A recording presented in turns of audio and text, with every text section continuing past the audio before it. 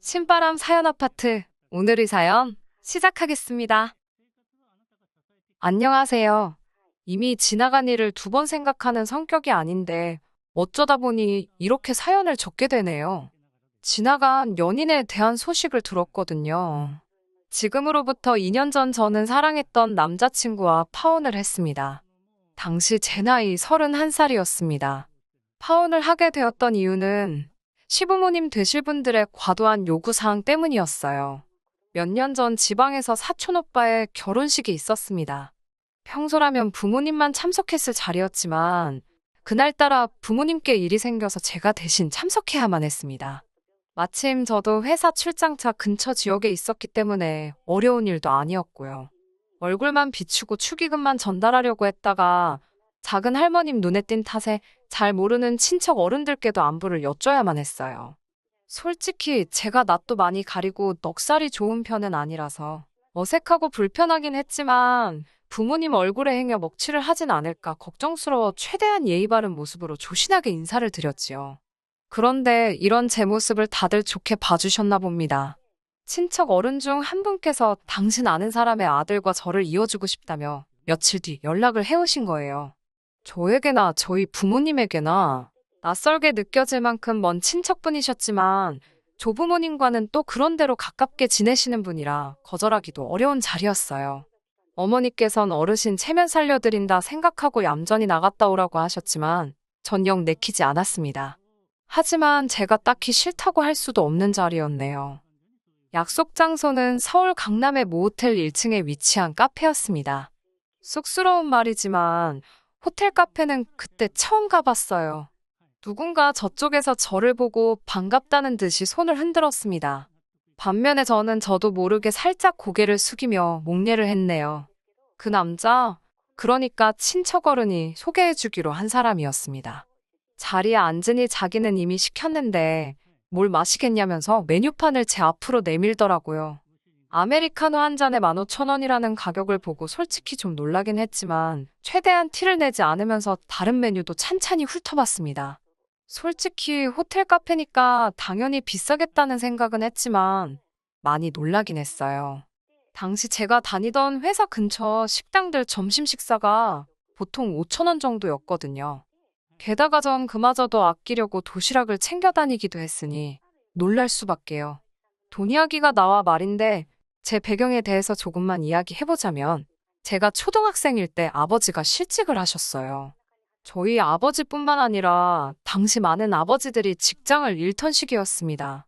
그래도 건설회사를 다니시던 아버지께선 다른 분들에 비해서는 상황이 아주 나쁜 편은 아니었어요. 회사를 나오시면서 꽤 많은 금액의 위로금을 받으셨거든요. 하지만 위로금은 저희에게 아무런 도움이 되질 못했습니다. 훗날 어머니에게 듣기론 어떻게들 알았는지 몇몇 아버지의 지인들과 친구분들이 아버지께 돈을 빌려달라며 저희 집을 찾아왔답니다. 저희 아버지께선 남들에게 유난히 싫은 소리를 못하시고 거절도 못하세요. 게다가 주변 사람들 말을 정말 잘 믿으십니다. 그렇다 보니 가족이 아닌 사람들에게는 너무나 좋은 분이셨지만 정작 가족들을 힘들게 하시는 분이시죠. 그때도 그랬습니다. 사람들이 도와달라고 오니 모른 채를 못하셨던 모양이에요.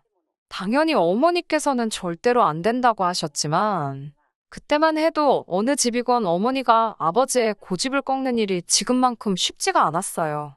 결국 아버지의 고집대로 주변 사람들에게 돈을 빌려주셨답니다. 정작 저희 가족은 제대로 써보지도 못하고 말이지요. 어머니는 그 돈을 못 받을 거라 확신하셨고 아버지는 사람들을 뭘로 보냐면서 어머니께 화를 내셨대요. 그 싸움이 몇 번이고 반복되었고 결론은 어머니 말씀이 옳았습니다. 아버지의 돈을 가져간 사람들 모두 다 죽었는지 살았는지 아무도 모릅니다. 지금까지 단 한 명도 연락을 해온 사람이 없거든요. 그 이후로 몇 년 동안 저희 가족은 정말 힘들게 살았습니다. 아버지는 당신이 사람들에게 당했다는 사실을 한동안 인정하지 못하고 허송세월을 보내셨습니다. 그로 인해 어쩔 수 없이 어머니께서 식당 일과 건물 청소로 생계를 꾸리셔야 했고 저는 저대로 힘든 학창시절을 보내게 되었어요. 그나마 제가 대학에 들어갈 무렵 부모님 두 분이 함께 장사를 시작하시면서 상황이 좀 나아졌고 제가 직장 생활을 시작하면서 조금 더 괜찮아졌었다고 보시면 될 것 같습니다. 그렇다고 해도 주변의 평범한 중산층 가정과 비교하면 녹록치 않은 상황이긴 했지만요. 아무튼 저는 그렇게 살고 있던 반면 남자친구는 겨우 커피 두 잔에 3만 원을 아무렇지 않게 써버리는 모습을 보니 나름 충격적이긴 하더라고요. 심지어 커피는 반도 넘게 남았고 카페엔 30분도 채 머물지 않았으니까요. 제가 무슨 생각을 하는지 아는지 모르는지 남자친구는 이제 저녁을 먹으러 가자더군요. 자기가 이미 예약도 다 해놓았다며 얼마 멀지 않은 곳의 일식집으로 저를 데려갔습니다. 언뜻 보니 한 사람당 25만 원도 넘는 식사였어요. 식당 안에는 손님이라곤 남자친구와 저밖에 없었기에 이런저런 대화를 나누기가 좀 편했습니다. 저는 불현듯 남자친구가 아까 호텔 카페에서 저를 어떻게 알아봤는지 궁금해졌습니다. 저는 남자친구의 사진을 보지 못했거든요. 그러자 남자친구가 사실 자기는 제 사진을 이미 봤었다고 하더군요. 결혼식 때 찍은 단체 사진에서 저를 보고 자기가 다리를 놔달라고 했답니다. 그제서야 왜 저를 잘 알지도 못하는 먼 친척 어른께서 다리를 놔주신 건지 조금은 납득이 가더라고요. 그러면서 남자친구가 자기 집안 이야기를 꺼냈습니다. 남자친구 아버님께서는 부동산 임대업을 꽤 크게 하고 계시고 자기도 곧 그 일을 물려받을 거라면서 지금은 그 부동산들을 관리하는 일을 하고 있다고요. 그러면서 어느 지역에 어떤 부동산이 있는지 이야기를 하는데 솔직히 귀에 들어오지 않았습니다. 여러 가지 감정이 교차했거든요. 좀 전까지는 나름 호감도 느껴졌고 어쩌면 잘 될지도 모르겠다는 생각도 들었었는데 갑자기 왠지 모를 주눅이 들었어요. 어쩌면 제가 스스로에게 자격지심이 있었는지도 모르겠습니다. 당시 제가 좋은 직장을 다니고 있긴 했지만 남자친구의 조건에 비하면 한없이 초라하게만 느껴졌거든요. 남자친구에 대해서 알게 될수록 얼마나 부담스럽던지 식사를 제대로 즐길 수도 없었고 대화에 제대로 집중도 되지 않았습니다. 남자친구는 뭐가 그리 좋은지 저를 보고 생글생글 웃는데 저는 마음이 너무 불편했어요. 남자친구가 집에 데려다 주겠다는 걸 극구사양하고 지하철 타고 집에 왔습니다. 집에 도착하니 부모님께서 어땠냐고 궁금해하시며 물어보셨지만 대답할 힘도 없었어요. 그동안 연애를 안 해본 것도 아닌데 온갖 진이 다 빠진 기분이었습니다. 들으시는 분들께선 겨우 비싼 커피 한 잔에 밥 한 끼 얻어먹었다고 뭘 그렇게 오버하냐 하실 수도 있지만 솔직히 잘생기고 조건도 좋은 남자가 저한테 적극적으로 다가오기까지 하니 왠지 정말 공주가 된 기분이었거든요. 무도회에 간 신데렐라가 집에 돌아왔을 때 이런 기분이었을까요? 하지만 결혼은 현실이라는 말을 귀에 못이 박히게 들었기에 못 먹을 감 찔러도 보지 말아야지 생각했습니다. 침대에 대자로 누워 뻗어 있는데 남자친구에게서 전화가 걸려왔습니다. 남자친구는 저에게 잘 도착했냐며 다음에 또 만나고 싶다고 하더군요. 전에 TV에서도 소개됐던 비싼 레스토랑을 말하면서 같이 가자길래 이번엔 제가 장소를 정하겠다 했습니다. 그리고는 제가 다니는 회사에서 얼마 떨어지지 않은 곳에 위치한 프랜차이즈 아이스크림 가게로 오라고 했어요. 남자친구의 애프터 신청 자체는 너무 반가웠지만 확실히 제 의사를 전달하려면 제가 편한 장소로 가야겠더라고요. 그렇게 이틀 뒤 남자친구를 만났습니다. 남자친구는 보고 싶었다며 지난번보다 훨씬 적극적으로 저에게 다가왔습니다. 저는 그런 남자친구에게 솔직한 제 마음을 털어놓았어요. 다리를 놔주신 저희 친척 어르신께 들었는지 모르겠지만 나는 당신처럼 잘 사는 집딸이 아니라고요. 지금 비록 좋은 직장을 다니고는 있지만 매달 얼마씩 부모님께 생활비도 드려야 하고 앞으로도 계속 도와드려야 할지도 모른다고요. 연애도 남자한테 전적으로 의지하고 싶지 않은데 당신과 나는 차이가 너무 나기 때문에 내가 당신을 위해 해줄 수 있는 게 없을 것 같다고 허심탄회하게 털어놓았습니다. 마지막으로 나는 분수에 넘치는 것을 욕심내는 사람이 아니니까 당신은 당신한테 어울리는 여자를 만나라고요. 제 진심이 통한 걸까요? 제 이야기를 듣던 남자친구는 그런 저를 한참 물끄러미 쳐다보더니 정말 자기가 사람을 제대로 본 것 같답니다. 지난번에도 좋은 사람이라는 걸 느꼈지만 오늘 이야기를 듣고 나니 정말 심성이 고운 사람인 것 같다면서 자기가 찾던 이상형이 맞는 것 같다고 정말 진지하게 만나보고 싶다고 하더군요. 어쩐지 남자친구도 이번에는 지난번과 달리 태도가 한층 심각해진 것 같았습니다. 저는 남자친구에게 그럼 생각해 볼 시간을 달라고 했어요. 남자친구는 너무 오래 기다리게 하지는 말라면서 저를 집에 데려다 주었습니다. 며칠간 고민 끝에 헤어질 때 헤어지더라도 한번 사귀어보는 쪽으로 결심했습니다. 남녀 사이라는 게 어떻게 될지는 사귀어보지 않으면 모르는 일이니까요. 적어도 저는 제 속내를 숨김없이 보여주었으니 속된 말로 꿀릴 것 없다는 심정이었습니다. 솔직히 부모님의 가난은 제가 어떻게 할 수 없는 일이기도 했고요. 그렇게 저희는 연인 사이가 되었습니다.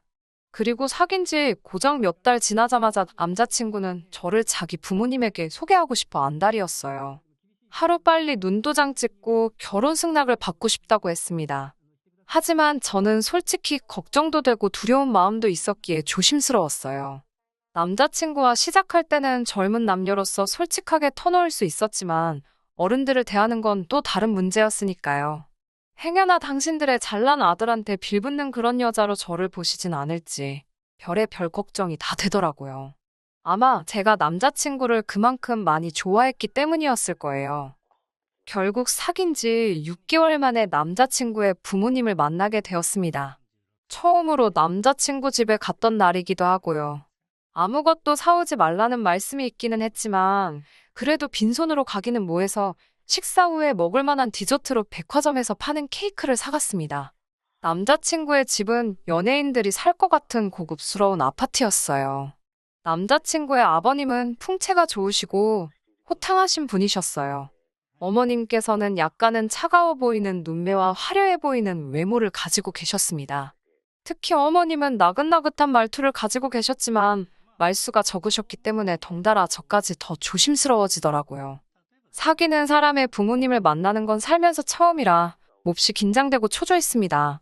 마치 가시방석에 앉아있는 기분이었어요.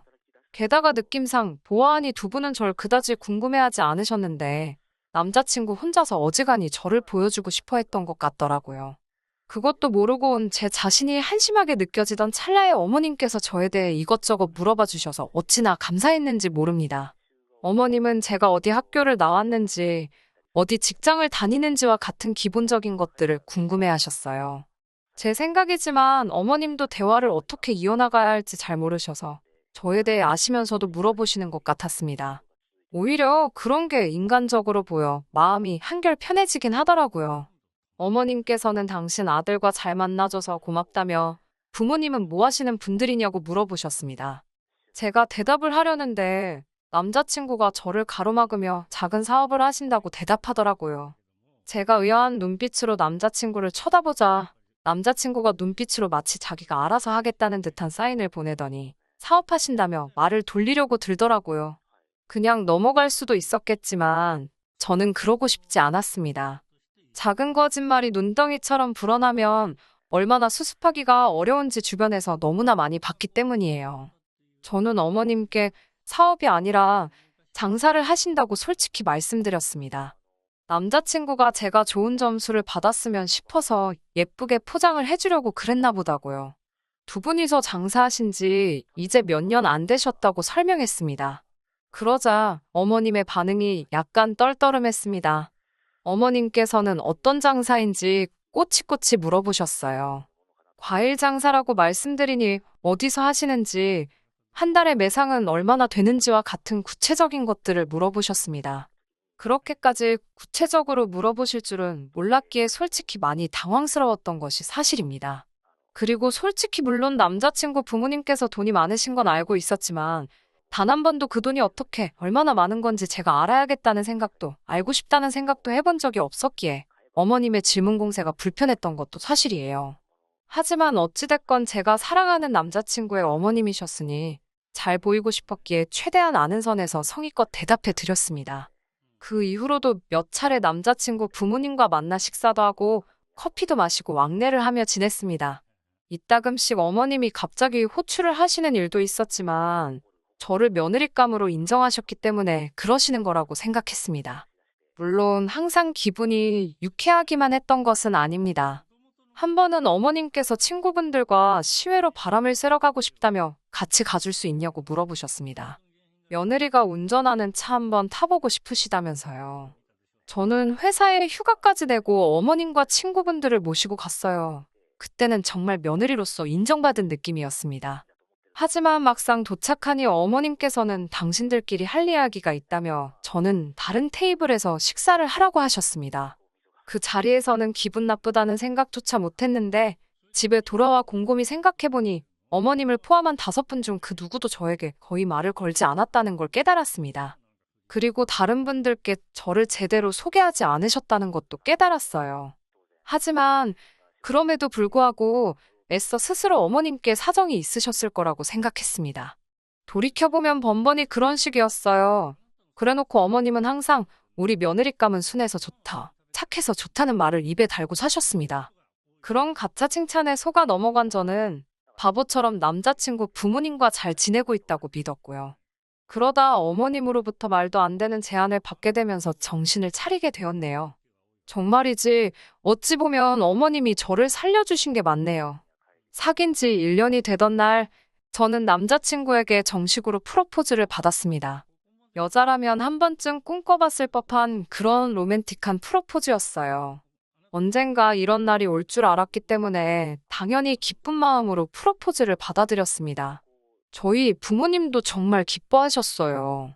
당신들이 주지 못한 편안하고 안락한 삶을 남자친구가 가져다 줄 거라 생각하셨던 모양이에요. 남자친구에게 몇 번이고 고맙고 잘 부탁한다 하셨습니다. 이제 제 인생에는 정말 꽃길만 있을 줄 알았어요.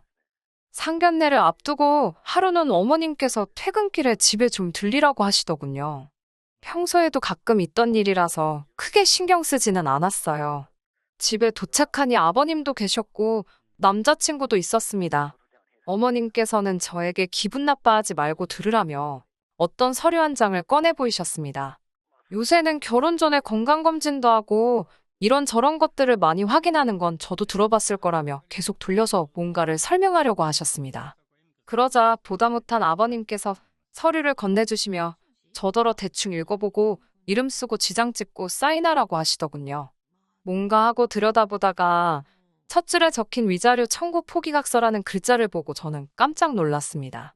남자친구도 제 놀란 표정을 봤는지 원망스러운 표정으로 어머님과 아버님을 보면서 꼭 이렇게까지 해야 하냐며 한숨을 쉬더라군요. 서류를 읽어보니 한마디로 이혼할 때 이혼 사유에 관계없이 위자료를 청구하지 말라는 내용이었습니다. 아버님이 하신다는 말씀이 남자가 사업을 하다 보면 이런저런 구설수에 휘말릴 수도 있는데 그런 거 하나라도 꼬투리 잡아서 제가 이혼이라도 한다고 들면 서로 머리 복잡해진답니다. 따라서 그런 걸 미연에 방지하고자 작성해 놓는 서류니까 너무 크게 신경 쓰지 않아도 된답니다. 제가 무슨 말도 안 되는 소리냐고, 제가 물론 남자친구를 믿지만 그래도 사람 일이라는 건 모르는 건데 제가 어떻게 이런 서류에 사인을 하느냐고 받아쳤습니다. 그러자 이번엔 어머님께서 저더러 너 혹시 우리 집에 돈 보고 시집 오는 거냐고 물으셨어요. 당연히 돈 보고 오는 건 아니지만 막말로 남자친구가 바람이라도 피거나 어디서 자식이라도 낳아오면 어떻게 제가 맨몸으로 나가겠냐고 물었더니 저더러 그런 생각도 하고 사냐면서 무섭답니다. 옆에 있던 남자친구도 저더러 무슨 말도 안 되는 소리를 하냐면서 쓸데없는 소리 하지 말고 그냥 서류에 부모님 말씀대로 이름 쓰고 지장만 찍으래요. 이혼 안 하고 평생 행복하게 살면 문제가 될 일이 아니라고요. 아무리 생각해도 이유가 어떻게 됐건 저 혼자 말도 안 되는 서류에 사인을 해주는 건 억울한 생각이 들었습니다.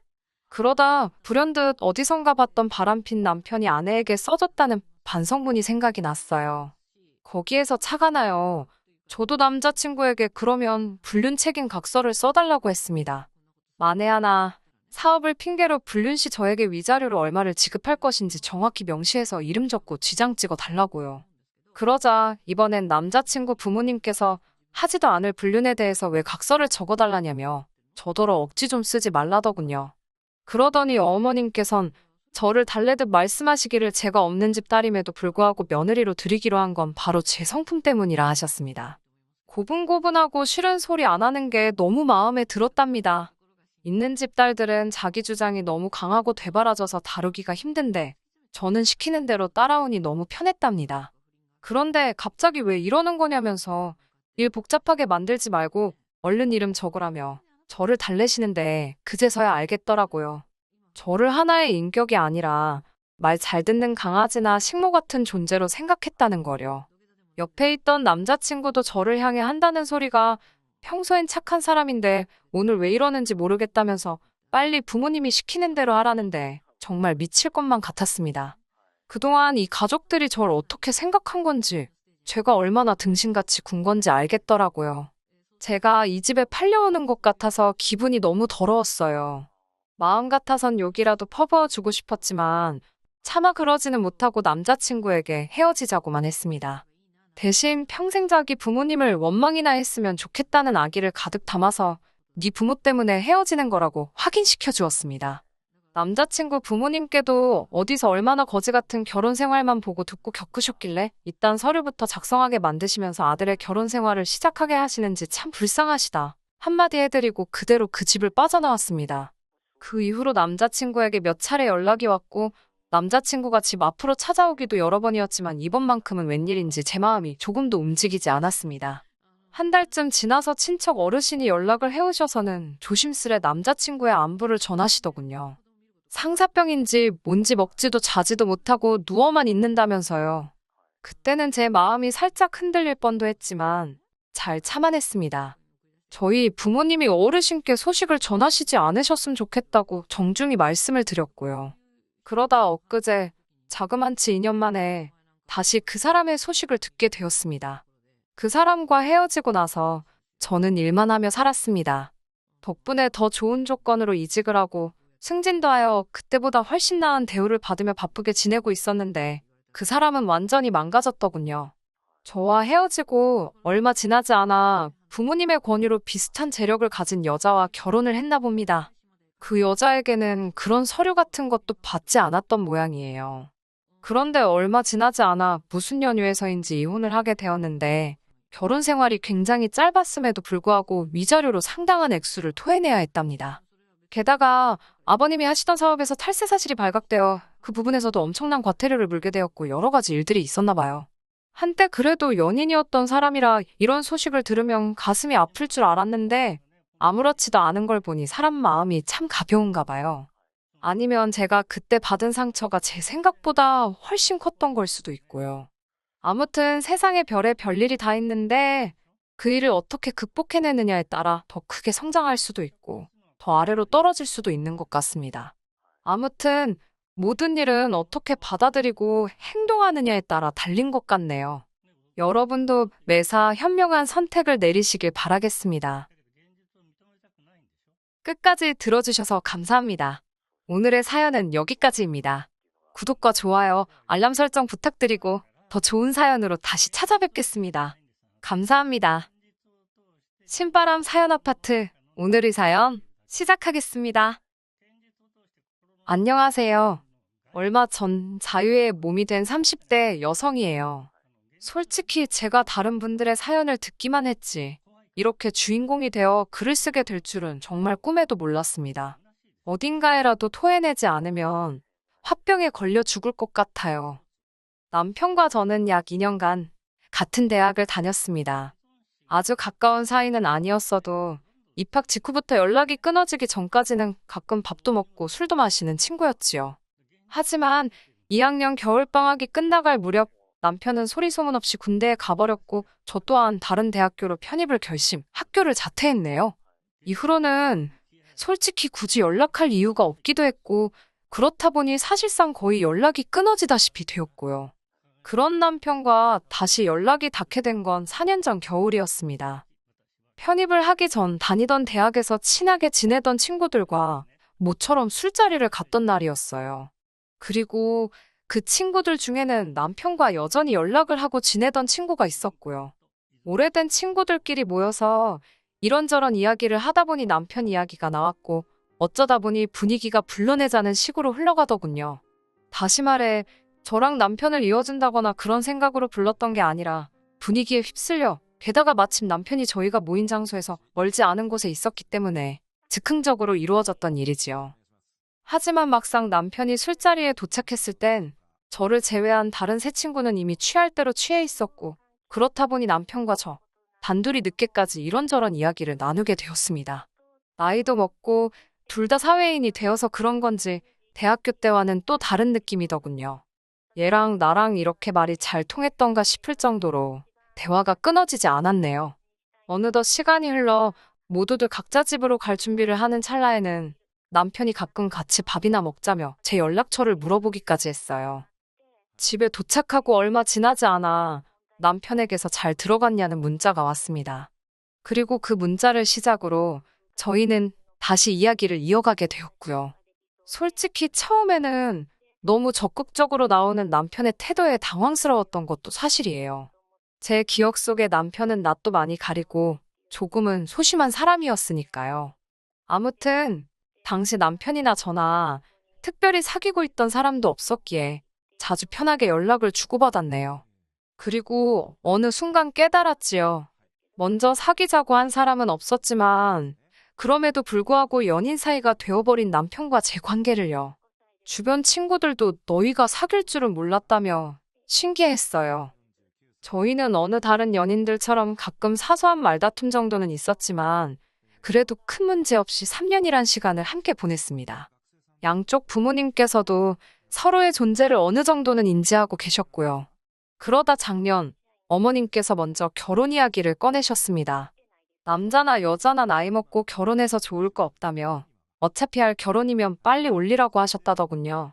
솔직히 저도 나이가 30을 넘어가면서 약간의 조바심을 느끼기 시작했던 찰나라 어머님의 말씀이 부담스러운 동시에 감사하기도 했어요. 하지만 한편으로는 아쉬운 마음도 있었습니다. 남편이 먼저 알아서 프로포즈를 해줬다면 더 좋았을 텐데 남편은 그저 어머님의 말씀을 그대로 전했을 뿐이었거든요. 남편은 원래 숫기가 없는 사람이라는 걸 알고 있었기에 큰 의미를 두지 않으려고 했지만 서운한 마음이 드는 건 어쩔 수 없었네요. 아무튼 그렇게 결혼 이야기가 나오고선 크게 고민하지 않았던 게 사실입니다. 제 인생의 마지막 사랑이라고 생각했기에 무르르듯 자연스럽게 남편과 결혼했어요.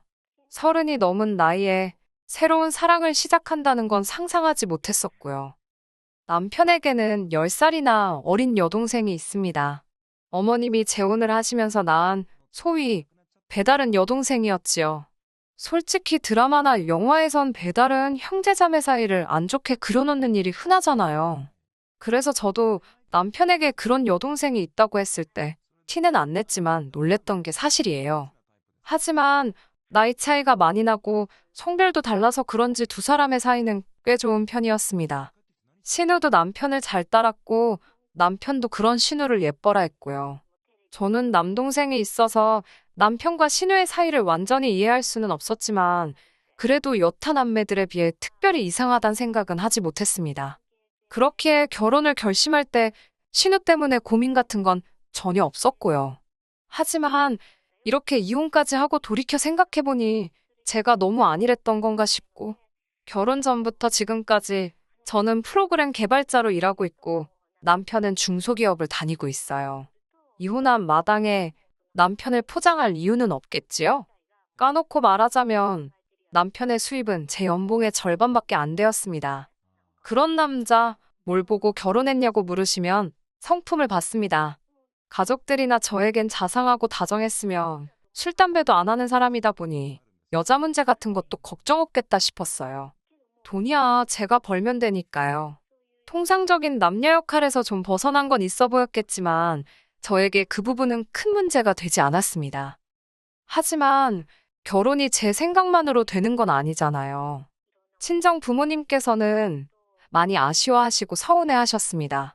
딸 가진 부모 마음이 원래 다 그렇듯이 돈 잘 버는 남자 만나서 딸이 고생 안 하고 살면 좋겠다 생각하시는 눈치였지요. 실제로 능력 있는 친정아버지 덕분에 어머니께서 부족함 없는 결혼 생활을 보내신 것도 있었고요. 반면에 시댁은 경제적으로 넉넉한 환경은 아닙니다. 게다가 먼저 결혼 이야기를 꺼내신 건 어머님이신데 정작 결혼 준비에 필요한 비용 이야기가 나오자 대본에 그런 건 니들이 알아서 하라셨어요. 남녀가 서로 좋아서 하는 결혼인데 부모들이 간섭하면 안 된다면서요. 그러면서도 예단 같은 건 어른들 체면이 있으니 니들 마음대로 생략하고 하면 안 된다는 소리도 하시던걸요. 솔직히 그런 말씀을 듣고 황당하지 않을 사람이 있을까요? 친정 어머니도 그 이야기를 들으시곤 가뜩이나 어려운 결혼하는 것 같아 속상해 죽겠는데 바라시는 것도 많다고 한마디 하시더라고요. 그러면서 그러면 대출 없이 집해와라. 그러면 혼수고 예단이고 차고 넘치게 해주시겠단 말씀까지 나왔지요. 솔직히 처음에는 그저 흔한 양가 어른들의 기싸움이라고 생각했습니다. 그러다 분위기가 점점 심상치 않게 돌아가는 걸 감지한 남편과 제가 반반 결혼을 하겠다. 예단은 생략하겠다며 합의점을 찾았네요. 물론 양쪽 어른들 모두 반반 결혼이라는 생각에 완전히 동의해 주시진 않으셨지만요. 그래도 다행히 시댁에서 며느리감인 저란 사람은 예쁘게 봐주신 상황이었고 저희 집에서도 사위감인 남편은 마음에 들어하셨기 때문에 어찌저찌 결혼은 진행될 수 있었습니다. 나름대로 고비를 넘겨가며 부부의 연을 맺었기에 이렇게 허무하게 헤어지게 될 줄은 몰랐습니다. 하지만 남편과 제 사이가 틀어지는 데까지 그다지 오랜 시간이 걸리진 않았어요. 식을 올리고 대략 반년쯤 지났을 때 신우가 저희 신혼집 근처에 직장을 구했다며 저희에게 소식을 전해왔습니다. 솔직히 말씀드릴게요. 처음에 신우가 직장을 구했다는 말을 들었을 땐 가족으로서 기쁘기도 했지만 동시에 설마라는 생각이 들면서 여러 가지 복잡한 마음이었지요. 그도 그럴 것이 그동안 신우에 관해 들려온 이야기라곤 상의도 없이 대학을 관뒀다라던가 자존심 상한다고 아르바이트는 안 한다, 어머님 카드를 몰래 챙겨서 여행을 다녀왔다와 같은 한심하고 어이없는 내용들 뿐이었거든요. 그런 신우가 갑자기 일을 하겠다니 그것도 저희 동네까지 와서 말이지요. 이제 와서 말이지만 신우는 한마디로 겁대가리가 없었습니다. 아나무인도 그런 아나무인이 없었지요. 세상 모든 막내딸이 그런 건 아니겠지만 시부모님도 그렇고 남편도 그렇고 신우가 하는 일은 죄다 오냐오냐를 해줘서 그런 건지 매사 실증도 잘 느끼고 지멋대로였어요. 그런 신우를 남편은 철부지의 말괄량이라며 포장하는 지경이었지만 솔직히 같이 사는 것도 아니고 시댁하고 저희 신혼집은 거리도 제법 있었으니 한마디로 별로 개의치 않았습니다. 신우가 취직했다던 곳은 옷가게였습니다. 옷가게에서 재고 정리하고 계산하고 냉정하게 말해서 대기업 의류 매장도 아니고 동네 골목에 한두 개씩 어쩌다 보이는 그런 옷가게였어요. 물론 그곳을 직장이라고 부르는 게 틀렸다는 건 아니었지만 그래도 옆에서 지켜봤을 때 시댁에서 저희 동네까지 왕복 3시간이 걸리는 거리를 오갈 건 아니다 싶었지요. 게다가 신우는 그 거리를 핑계로 점점 저희 집에서 잠을 청하는 일이 많아졌습니다. 처음 몇 번은 막차를 놓쳤다며 연락을 해왔는데 윗사람으로서 모른 채 할 수 없잖아요. 차를 가지고 신우가 있는 곳까지 가서 술에 취한 신우를 태우고 와서는 일단 저희 집에서 재우고 다음날 출근을 시키는 경우가 종종 발생했네요. 그 와중에 아침을 안 먹는 저나 남편과는 달리 신우는 아침 밥상까지 받기를 원했습니다. 처음에 한두 세 번은 술이 떡이 되게 취해서 온 신우, 속이라도 버릴까 싶어서 언니의 마음으로 챙겨주기도 했어요. 하지만 꼴에 또 맛을 따지더라고요. 싱겁네 짜네 어쩌네 저쩌네. 음식 해본 사람이라면 알 거예요. 기껏 시간 들여 정성 들여 만들어놨는데 고맙다는 말은 고사하고 얼굴을 있는 대로 찌푸리면서 음식 가지고 품평해 하면 정말 짜증나잖아요. 그럴 거면 지가 해먹지 싶고 두세 번 정도 그렇게 신우에게 욕 아닌 욕을 먹고 나니 밥이고 뭐고 차려주고 싶은 생각이 싹 사라지던걸요. 그래서 한 번은 나가서 사 먹고 출근하라 했습니다. 그러자 신우가 궁시렁궁시렁거리더니 저희 집 작은 방으로 들어가서는 저 때문에 속상해서 출근하기 싫다대요. 진심으로 욕 나올 뻔했는데 꾹 눌러 참았습니다. 그 와중에 상황을 지켜보던 남편까지 가세를 했습니다.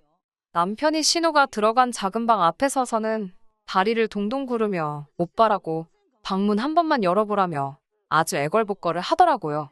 신우는 그런 남편 때문에 더 기고만장해져서 방에서 훌쩍거리고 있고 아주 가관도 아니던걸요. 제가 남편한테 언제까지 그러고 있을 거냐고 빨리 출근하라고 했습니다. 나도 출근할 거라고요. 그러자 남편이 저를 쳐다보면서 생각보다 냉정한 구석이 있답니다. 저도 지지 않고 남편에게 당신도 생각보다 우유부단한 면이 있다며 지금 술 먹고 남의 집에 와서 신세지곤 밥 안 해준다고 방에 들어가서 올 일이냐고 따졌습니다. 그러자 남편이 한다는 소리가 너는 내 동생이 남이냐고, 내 동생은 너를 언니라고 믿고 따르는데 너가 그렇게 선을 딱 긋고 찬바람 불게 대하니 서운해서 저러는 거랍니다. 그러면서 기어이 저더러가서 진심으로 사과를 하라대요. 저는 헛소리 할 거면 됐다고 나부터 출근한다 하곤 그대로 신우와 남편을 남겨둔 제 직장으로 향했습니다. 퇴근해서 집에 오니 남편만 집에 있고 신우는 없었습니다. 그래도 말귀를 알아듣긴 했나 싶기도 하고 쥐도 눈치가 있으면 여기 이제 안 오겠지 싶었어요. 그런데 남편이 저를 보면서 내쫓으니까 후련하냐입니다. 제가 왜 말을 그렇게 하냐고, 내쫓기는 누가 내쫓았냐고, 애시당초 여기 당신과 나랑 반반 못해서 산 신혼집인데 그걸 무슨 모텔쯤으로 생각하는 신우가 이상한 거 아니냐고 따질 거면 신우한테 가서 따지랬습니다. 남편은 너 같으면 3시간 왕복으로 출퇴근하기가 쉽겠냐고, 지도 잘하려고 하는데 몸이 안 따라주니까 그런 거 아니겠냐는데, 제가 너무 열받아서 이건 뭐 싸움거리도 안 되는 걸로 시비를 걸어대니 화가 치솟더라고요. 제가 무슨 회사도 아니고 골목 옷가게에서 일한다고 왕복 3시간씩 길바닥에 내버리는 네 동생이 이상한 거라고 소리를 질렀습니다. 그걸 잘하는 짓이라고 우쭈쭈 해주는 당신이 문제라고요. 그 사건 이후로 한 일주일 동안은 신호가 연락도 없고 코빼기도 비추지 않길래 정신 차렸구나 싶었습니다. 남편도 별말이 없었고요. 하지만 진짜 사건은 제가 방심한 틈에 벌어졌습니다. 제가 출장을 갔기 때문에 이 사단이 난 걸까요? 그동안 상황이 상황인지라 출장이 계속 미뤄지고 있었습니다. 하지만 얼마 전 출장의 경우 국책 사업이 연관이 있었기에 무조건 가야 하는 상황이었지요. 2박 3일이 될지 3박 4일이 될지 그건 현지 사정에 달려 있었고요. 만약 일정대로 업무가 끝나면 하루는 개인 시간으로 보낼 수 있을지도 모르겠다 싶어서 남편에게는 3박 4일로 출장이 잡혔다고 이야기를 했네요. 출장을 마치고 집으로 돌아온 날이었습니다. 계획대로 사인을 꼬박 보내고 오려고 했지만 몸도 좋지 않고 친구도 남편도 없는 여행을 생각하니 그다지 내키지 않더라고요. 그래서 남은 하루는 반납하고 바로 집으로 오게 된 거지요. 그게 화근이었을까요? 정말이지 지금도 그날을 생각하면 온몸이 부들부들 떨립니다. 비밀번호를 누르고 집 안으로 들어서는데 음식 냄새가 나더라고요. 남편은 평소에 제가 없으면 뭘 해먹는 법이 없기 때문에 뭘 시켜놓은 건가 싶은 생각이 드는 찰나 왔어라는 여자 목소리가 들렸습니다. 신우더라고요. 황당해서 주방으로 향하니 제 앞치마를 두르고 콧노래를 부르는 신우가 있는 거예요. 제가 아무 말도 안 하고 물끄러미 서서 신우를 보고 있었고 신우도 아무 대답이 없으니 의아했는지 아니면 저희 따가운 시선이 느껴지기라도 한 건지 뒤를 휙 돌아보더니 소스라치게 놀라던걸요. 들고 있던 국자를 놓치더니 언니 왜 벌써 왔냐입니다. 제가 지금 뭐 하는 거냐니까. 아니 그게 오빠가 혼자 저녁 먹을 거 생각하니까 마음이 쓰여서라고 말 같지도 않은 소리를 하는데 자세히 보니까 입고 있는 것도 제 옷이더라고요. 순간 소름이 쫙 끼쳤지요. 왜 내 옷을 입고 있냐 하니 그것도 자기가 옷에 모음식을 쏟아서 급한 대로 빌려 입었다는데 말 같지도 않았습니다. 게다가 도대체 내 집에는 어떻게 들어왔냐니까 우물쭈물거리더니 저희 남편이 비밀번호를 알려줬답니다. 여러모로 어처구니가 없고 이건 뭐 신우가 아니라 내연녀를 잡들이 하는 기분이었달까요? 그런데 곧 현관문 열리는 소리가 나더니 누가 왔냐는 소리와 함께 남편이 보였습니다. 남편도 저를 보더니 당황해서는 왜 벌써 왔냐고. 순간 너무 더럽고 끔찍한 생각까지 별의별 생각이 다 들었습니다. 안방문을 열어보니 어지러진 침대? 이건 뭐 남편이 혼자 그랬을 수도 있지요. 하지만 당시에 저는 이성적인 판단을 할 수가 없었고 지금도 진실은 그 둘만 알겠지요. 저는 너무 역겨워서 신우한테 당장 나가달라고 했습니다. 그러자 신우가 본색을 드러내더군요. 반반 명의로 산 집인데 자기가 왜 나가냐입니다. 여기에 반은 오빠의 지분도 있으니 자긴 못 나간다고요. 남편도 저에게 무슨 생각을 하는 거냐면서 저더러 지금 제정신이 아닌 것 같답니다. 남매가 갑자기 쌍으로 저를 이상한 여자로 만들더라고요. 그러면서 남편이 이야기 좀 하자며 저를 방으로 잡아 끌고 들어갔습니다. 그러더니 한다는 소리가 갑자기 자기가 결혼을 해서 너무 서운해서 저러는 것 같다며 자기랑 제가 신우 좀 따뜻하게 대해주잡니다. 제가 따뜻하게 대해주자는 사람이 나 없는 날 골라서 여동생을 집에 들이냐 따졌어요. 너무 음흉하고 오해 사기 딱 좋은 짓을 왜 골라서 하냐고요. 그러자 그것도 다 저 때문이랍니다. 제가 하도 차갑게 구니까 신우가 기가 죽어서 못 온다나요? 어이가 없어서. 솔직히 바보 같지만 제가 이때까지도 이혼이나 그런 건 생각하지 못했고 진짜 화가 나지만 한 번 더 참아볼까 생각했어요. 남편과 대화를 끝내고 거실로 나가니 신우가 밥 먹자며 식사를 차려놨더라고요. 그런데 밥이 딱 2인분이 돼요. 제가 오늘 안 오는 줄 알고 오빠랑 지 것만 차렸다면서요. 그런데 그 태도가 말로 표현하기가 어렵네요.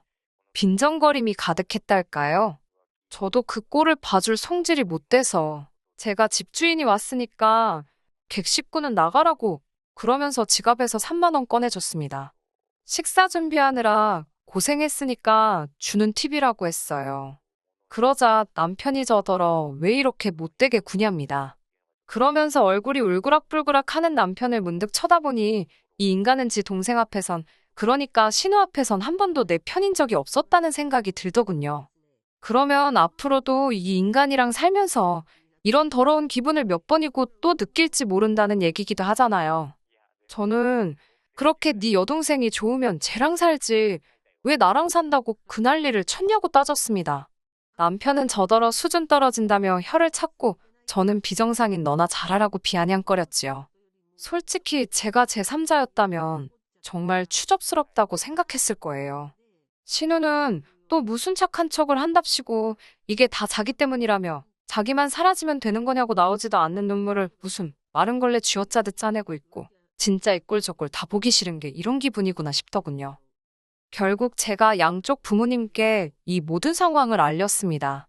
친정 부모님 반응이야 당연히 미친남매라고 상종도 하지 말자며 난리가 나셨어요. 하지만 의외의 반응은 시댁이었습니다.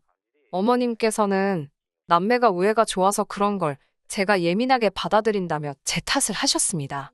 하지만 아버님의 반응은 예상 밖이었습니다. 아버님은 정말 크게 화를 내셨는데 그건 바로 장가까지 간 자식이 왜 자기 딸을 오라가라 하냐 이거였지요.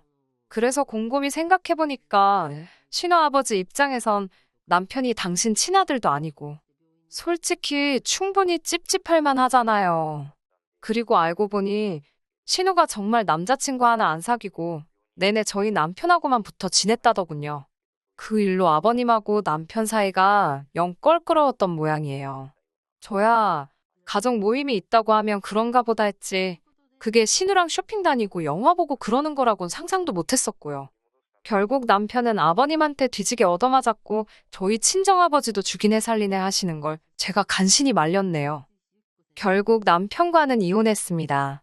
정확히 말하자면 혼인신고도 하지 않은 상태에서 이혼을 했네요. 법적으론 깨끗하겠지만 주변 사람들이 제가 결혼했던 걸 다 아는데 법적으로 깨끗한 게 뭐 얼마나 의미가 있겠어요? 여담이지만 아이러니하게도 저에게 진심으로 미안하다 한 사람은 아버님뿐이 없었다는 것도 웃기는 일이네요. 집은 주인하고 잘 이야기해서 다른 사람을 구해서 전세를 넘겼고요. 반반 결혼이었지만 남편과는 5대5가 아닌 7대3으로 해서 3만 돌려줬습니다.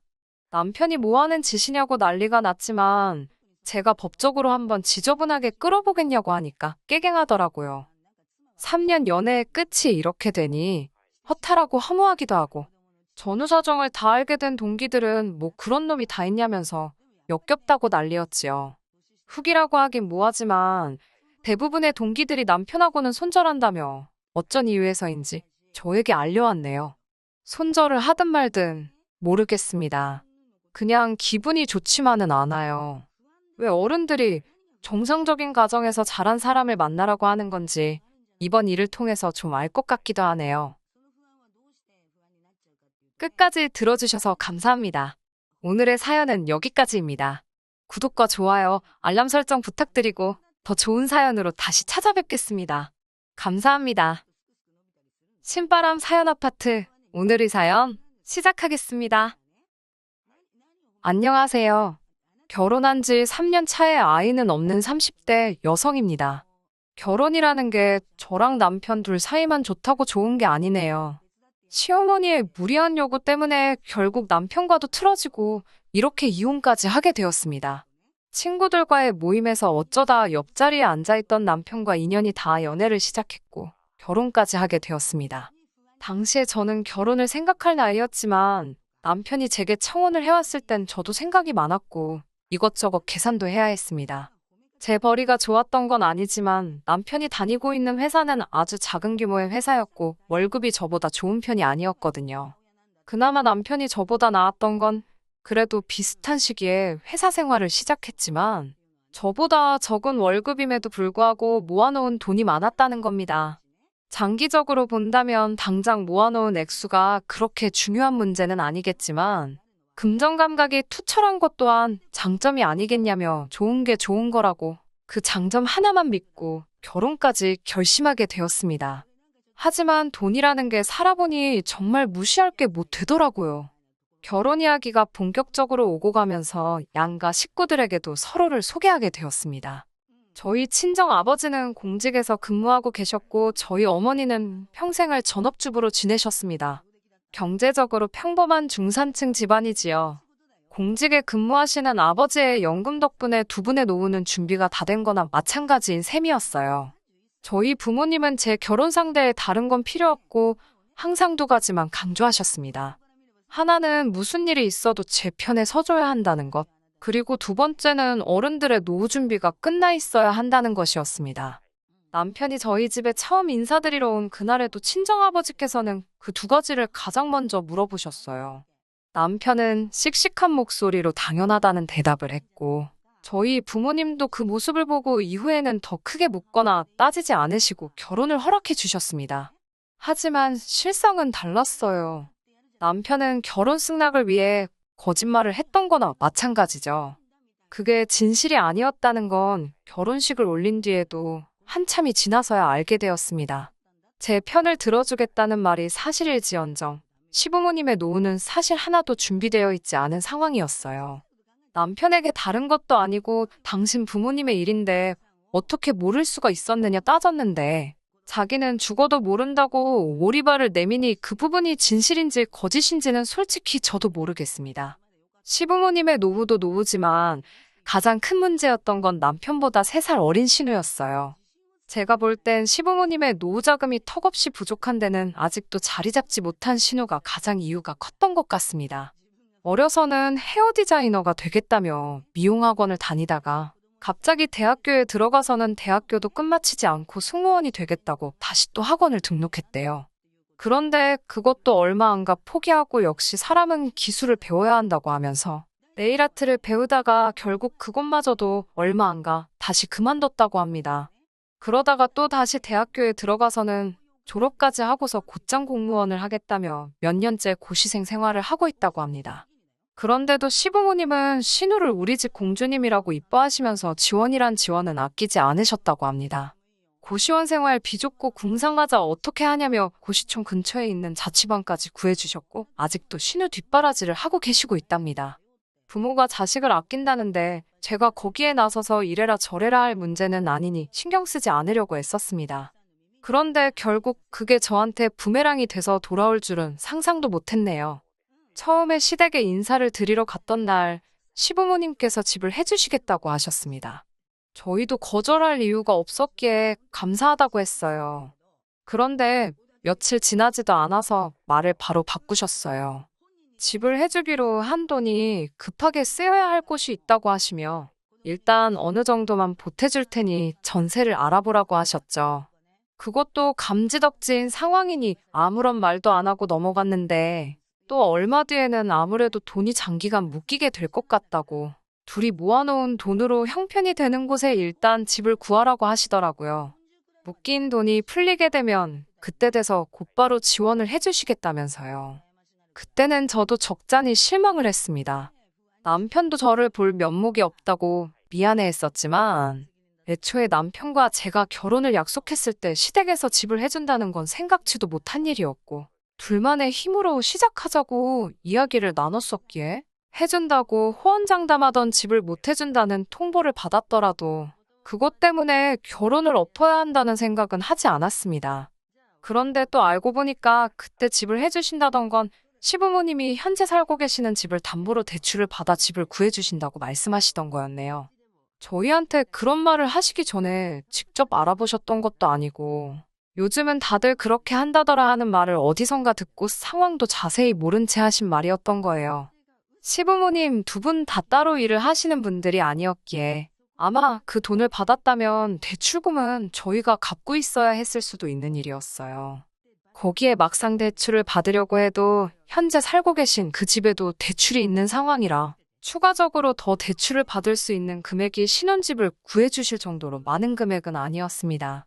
아마 추가로 받는 대출이 저희에게 두 번째 말한 집값의 일부를 내어주겠다고 하신 말씀이셨겠지요.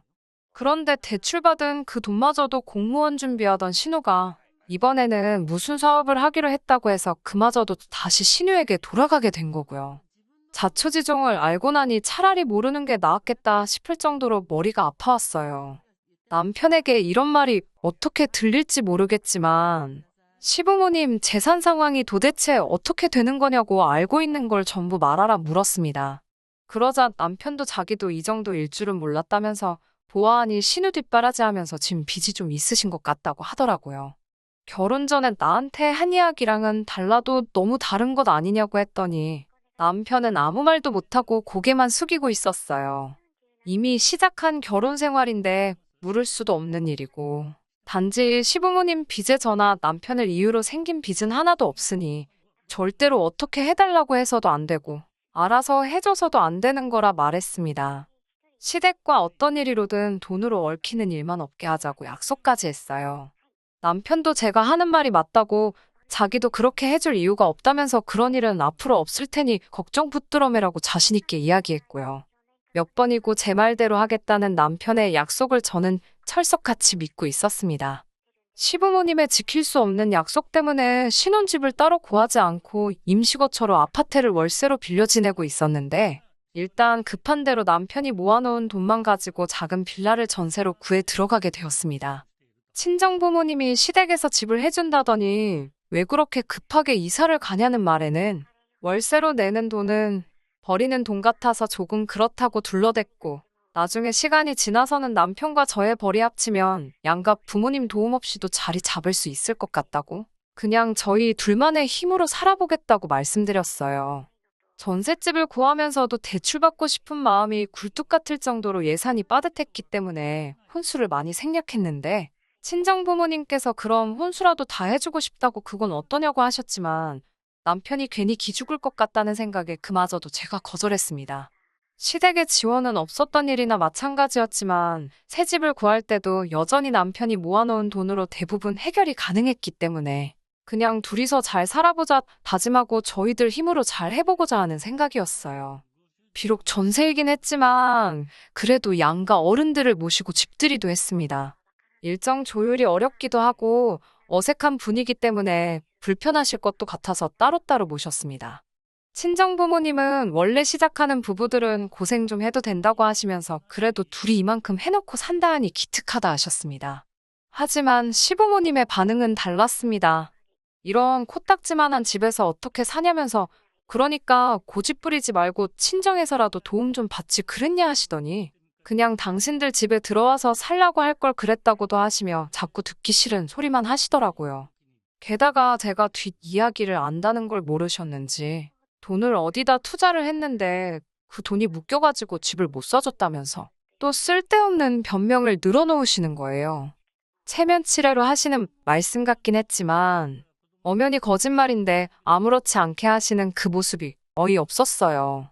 그 이후로 이혼을 결심하기까지 정말 열심히 살았습니다. 아무리 제가 돈을 잘 번다고 해도 남편 수입이 워낙 적기도 하고 불안정하다 보니 마음을 편히 가질 수가 없었습니다. 저는 못해도 5년 내로 작은 아파트라도 사서 전세살이를 끝내고 싶었고요. 그래서 정말 절약하며 살았습니다. 다행히 남편도 알뜰한 편이라서 그 때문에 서로 마음이 상하거나 하지는 않았어요. 남편은 그달그달 벌어온 돈을 저에게 전부 주었고 그럼 저는 그 돈에서 딱 50만 원만 빼서 생활비에 썼습니다. 제가 번 돈에서도 똑같은 금액을 빼서 생활비로 썼고요. 나머지는 가족 행사나 명절이 없으면 전부 모으는 식으로 한마디로 무식하게 돈을 모았습니다. 없으면 없는 대로 안 쓰고 있어도 있는 대로 안 쓰는 방법으로요. 투자 같은 건 꿈도 꿀 수 없었고 목표 금액을 모으면 그때 가서야 한번 시작해볼까 그런 생각을 하던 차였습니다. 그러다 얼마 전이었어요. 평소에 잘 알고 지내던 부동산에서 좋은 매물이라며 하나를 보여줬는데 마음에 쏙 들더라고요. 전세 계약 기간도 끝나가고 잘 됐다 싶었습니다. 전세금을 돌려받고 저희가 모은 돈까지 다 합쳐도 좀 부족해서 추가적으로 대출을 더 받아보려 알아보는 과정에 남편이 저 몰래 월급의 일부를 숨기고 있었다는 사실을 알게 되었습니다. 여기까지만이라면 어찌어찌 이해할 수 있었을 겁니다. 남편이 월급을 저에게 전부 주고 있었고 저는 아끼고 모은다고 남편에겐 용돈을 최소한으로 주고 있었거든요. 남자가 사회생활하는데 비상금 어느 정도 빼돌린 건 눈 감아 줄 만한 일이라고 생각했습니다. 차라리 본인이 필요한 데 썼으면 열이라도 안 받았을 것 같은데 남편이 저에게 숨기고 빼돌리고 있던 돈의 대부분이 전부 시댁으로 들어가고 있었다는 사실을 알게 된 겁니다. 한 달에 40만 원에서 50만 원 사이에 큰 액수가 매 달마다 저도 모르는 사이에 시댁으로 흘러들어가고 있던 거였어요. 제가 최대한 아끼며 산다고 궁상맞다는 소리를 들을 정도로 허리띠를 졸라매서 살아온 건 사실이지만 그렇다고 명절이나 양가 어른들 생신, 어버이날 등등 자식된 도리로 챙겨야 하는 날들을 건너뛴 적 한 번도 없었습니다. 오히려 남편이 자기의 월급을 전부 저한테 주고 있다는 생각을 해서 같은 날에 챙겨드려도 비교적 여유가 있는 친정보다 시댁에 좀 더 신경을 썼어요. 모자라거나 더 드리는 부분을 제가 더 부담하는 식으로 하고 있었습니다. 정황상 남편이 월급의 전부를 저에게 다 보내주고 있다고 믿고 있었지만 제가 돈 관리를 한다고 그 돈을 제 개인을 위해 써본 적은 한 번도 없고 전부 다 적금을 들고 있었거든요. 그런데 남편이 제게는 단 한마디의 상의도 없이 독단적으로 받는 월급을 숨겨 그 일부를 시댁에다가 보내고 있었다는 사실에 실망감을 감출 수가 없었습니다. 그동안 저 몰래 시댁으로 보내준 돈이 결혼한 기간으로 치면 1,000만 원이 넘어갈 정도의 거금이었거든요. 배신감에 소름이 다 끼치더라고요. 퇴근한 남편에게 최대한 차분한 목소리로 이게 어떻게 된 일인지 설명해보라고 했습니다. 그러자 남편이 이제 다 걸려서 어쩔 수 없다고 생각했는지 저에게 솔직히 털어놓더라고요. 시어머니께서 신우 때문에 대출을 받았는데 상환할 능력도 안 되시고 신우는 배째라는 식이라 자기가 보태준 거라고요. 결혼할 때 하나도 도와주시지도 않았는데 어떻게 이러실 수가 있냐고 하니까 미안하다면서 그래도 가족이 힘들다는데 자기도 어쩔 수 없었다고 그러더군요. 남편에게 이건 부부간 신뢰의 문제라고 저한테 물어라도 봤어야 하는 거 아니냐고 따졌습니다. 그러자 소잡아먹은 귀신이 붙은 것 마냥 남편은 입을 꾹 다물고 한마디도 하지 않더라고요. 아마 이때부터 저도 마음속에서 남편에 대한 마음이 조금씩 달라졌던 것 같아요. 사는 게 좀 쪼들리고 고생스러워도 남편과 둘이 언젠간 더 크게 행복할 거라 믿었기에 참고 또 참았던 건데 이렇게 뒤통수를 맞으니 너무 아프더라고요. 그 와중에 시어머니 생신이 돌아왔습니다. 예전 같으면 용돈과 선물을 준비했을 테지만 이번만큼은 그러고 싶지 않더라고요. 치사하게 들으실 수도 있지만 제 나름대로 남편이 저 몰래 시댁에 보낸 그 1,000만 원에서 얼마씩 제하려고 계산을 했던 거예요. 어차피 시댁에 들어갈 돈이었다고 최대한 좋게 넘어가 보려고 한 거였습니다. 시댁에 도착했는데 제 손에 아무것도 들려있지 않으니 딱 봐도 시어머니가 실망한 게 보였습니다만 아무것도 모르는 척 했습니다. 남편은 제가 언제 터질지 모른다는 생각을 했는지 시댁인데도 좌불안석 안절부절이더군요. 시어머니와 대화를 나누던 중에 새 집으로 이사를 간다고 들었는데 그 짧은 시간에 돈을 그렇게나 많이 모았냐고 물어보시더라고요. 지키지도 못할 말 해서 인생 계획을 미루게 만든 장본인이 누군데 뻔뻔하게도 그런 소리가 나오나 싶었지만 꾹꾹 눌러 참으며 모은 돈만으로는 부족해서 대출을 알아보고 있다는 대답을 했습니다. 저는 거기서 오히려 저희에게 조금 미안한 감정이라도 느꼈으면 하는 마음이었어요. 그런데 시어머니는 그러냐고 그러면 이왕 대출 받는 거 조금 넉넉하게 받으면 어떻겠냐고 물어보셨어요. 요 최근 들어 주식이니 뭐니 해서 따로 돈 굴리는 게 현명한 방법이라는 말을 많이 들어와서 대출을 많이 받는 편도 생각해보기도 했지만, 당시 저도 결혼한 지도 벌써 5년 차에 더 이상 돈 모은다고 자녀 계획을 늦출 수는 없다는 생각을 했고, 아이가 태어나면 아무리 짧게 잡아도 반년 가까이는 남편이 외벌이를 해야 하는데, 도무지 이자가 감당할 수 있는 수준이 아니란 걸 알고 진작에 마음을 접고 있었거든요. 다른 대답은 하지 않고 대출은 최소한으로 받으려고 생각 중이라고만 대답했습니다. 그래도 시어머니는 계속 이왕 받는 건데 넉넉하게 받으라는 식으로 저를 자꾸 회유했고요. 신우도 옆에서 요즘은 대출 받는 것도 능력이라고 받을 수 있을 때 최대한으로 받는 게 좋다는 식으로 말을 하더라고요. 내 집 사는데 대출을 제가 필요한 만큼만 받겠다는데도 자꾸 더 받으라는 식으로 나오니 뭔가 다른 꿍꿍이가 있는 게 아닌가 싶어서 슬쩍 의아하다는 식으로 반응했어요. 그랬더니 곧바로 대출을 넉넉히 받으라고 말한 진짜 속내를 이야기해오더군요. 신우가 새롭게 장사를 시작해보려고 하는데 가게를 얻을 돈이 없다면서 보증금이라도 얼마 더 보태주려고 그러신다는 거예요. 그 말을 듣자마자 저는 신우를 보고 한껏 웃어 보였습니다. 신우 가게 차려주려고 지금 저보고 대출을 더 받으라고 하시는 게 진심이냐고 물어봤어요. 시어머니는 살짝 기분이 상했다는 표정으로 뭐 이번에 몫이 좋은 곳을 알아놨다며 신우가 이번에 카페를 하나 시작해보려고 한다고 하시더라고요. 저는 신우가 이번에는 카페를 한다고요? 전에 하던 옷가게 말아먹은 지 얼마나 됐다고 이번엔 카페를요? 하고 비웃는 것처럼 크크대면서 웃었어요. 신우가 자기가 저한테 무시당했다는 걸로 생각을 했는지 옆에서 얼굴이 시뻘개져서 있더라고요. 신우가 못 갚으면 어떻게 되는 거냐고 요즘 이자도 오른다니 어쩐다니 말이 많은데 그거 다 제가 갚아야 되는 거 아니냐고 물으니 대출도 능력이라고 떠들다가 제가 팩폭을 날리니 아무 말도 못하던 신우가 벌떡 커피가 원가율이 어떻고 마진이 저떻고 하면서 어디서 주워들은 걸 저에게 떠들어대며 설명을 하려고 하더라고요. 언니는 회사만 다녀서 실상을 모른다고 하면서 말이죠. 그래서 제가 신우한테 혹시 카페에서 알바라도 해본 경험이나 있냐고 물었어요. 그러니까 대번에 하는 말이 자기가 일할 게 뭐 있냐고. 이 대한민국 땅에서 카페에서 일 안 해본 알바생 찾는 게 더 힘들 거라면서 사람을 쓰겠다는 말을 하더라고요. 솔직히 가소롭기 짝이 없었어요. 자기가 죽기 살기로 배워서 바닥부터 한다고 저한테 사정을 해도 해줄 생각이 전혀 안 들 정도로 신우라는 인간 자체의 신뢰도가 바닥인 상황인데 그런 것도 모르고 관련된 일 한번 안 해보고 사람 써서 앉아서 쉽게 돈 벌려는 생각을 하니 다른 건 몰라도 신우가 사람 되기는 글렀다는 생각이 들었습니다. 그리고 그 신우를 싸고 도는 시부모님에겐 더 이상 노후 준비는 없고 이런 식으로 매번 신우에게 등골이 빨아먹힐 거라는 생각도 들더군요. 솔직히 시부모님과 신우의 부탁을 거절하는데 미안한 마음조차 들지가 않았어요. 여태까지 신우의 전적이 화려한데 그동안 제가 아무 말도 안 한 건 전부 시부모님 돈으로 자식 뒷바라지 해주신 거여서 아무 말도 안 한 거라고 말했죠. 그래서 해주기로 한돈 안 주셨어도 아무 말도 안 했던 거였다고요. 그런데 그동안 남편에게서 소액이지만 매달 신우가 말아먹은 사업 문제로 돈을 받아왔고 그것 또한 좋게 넘어가려고 하고 있는데 제가 제 이름으로 대출까지 받아 신우에게 줘야 되냐고 그렇게는 못하겠다고 딱 잘라 대답했습니다. 그러니 시어머니는 저보고 그놈의 돈밖에 모른다고 화를 내시더라고요. 우리 아들이 벌어오는 돈 전부 다 가져다가 쓰면서 힘든 가족 위해서 도와주는 게 그렇게 어렵냐고 하시더라고요. 어머님한테 아들이 벌어오는 돈이 얼만지나 아시냐며 그마저도 한동안 그 돈 뜯어먹고 계시지 않았냐고 한마디 했어요. 신우는 분위기 파악도 못하고 이번에는 진짜들 사업이라면서 저에게 자꾸 할 생각도 없는 투자를 강요하더군요.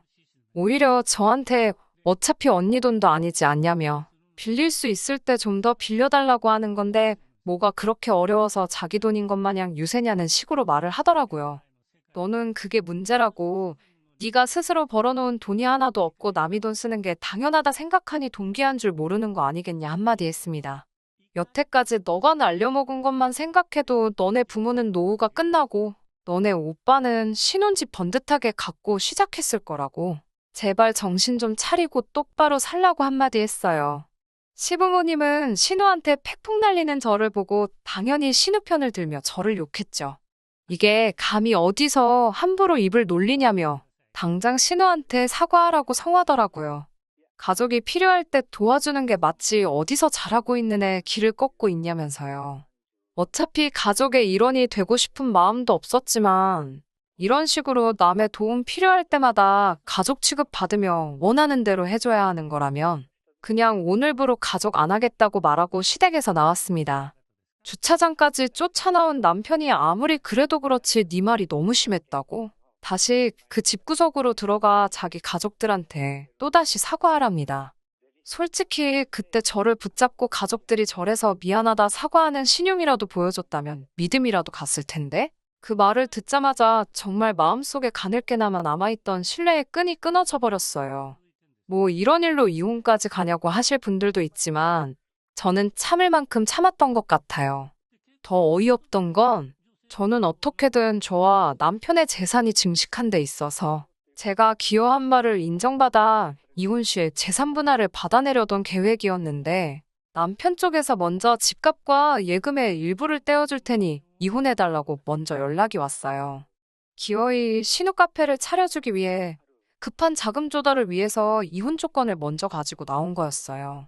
집 정리에다가 그 돈 가지고 신우 가게 차려줄 계획이었나 봅니다. 그래서 저는 아무런 어려움 없이 재산의 40%를 나눠 갖게 되었습니다. 여태까지 함께 해온 시간값이라고 하기에는 터무니없이 부족한 금액이지만 괜찮아요. 이젠 더 이상 더러운 꼴 참아가며 살 이유가 없어진 거나 다름없으니까요. 제가 나서지 않아도 신우는 또 한 번 실패의 쓴맛을 알게 될 테고 온 시댁 식구의 돈을 갈아 넣은 사업은 다시 망하게 될 게 안 봐도 뻔합니다. 이렇게 먼발치서 아무것도 안 하고 그 집구석이 망하는 걸 지켜보고만 있는 것도 충분히 좋은 복수라고 생각하네요. 이겨낼 아픔조차 없어요. 온 가족들 돈 그렇게 영끌에다가 얼마 안 가서 저렇게 온 가족 데리고 나라까지 떨어질 그 집구석을 생각하니 벌써부터 속이 후련하네요. 대체 신우의 뭘 믿고 그렇게 돈을 들이 부을 수가 있는 걸까요? 정말 가족의 정 그것 하나 때문이라면 정이라는 건 정말 무서운 것 같습니다. 쏜살처럼 빠르게 흘러간 세월은 되돌릴 수 없겠지만 지금이야말로 더 새롭고 행복한 미래를 위해 나아가야겠어요. 끝까지 들어주셔서 감사합니다. 오늘의 사연은 여기까지입니다. 구독과 좋아요, 알람 설정 부탁드리고 더 좋은 사연으로 다시 찾아뵙겠습니다. 감사합니다.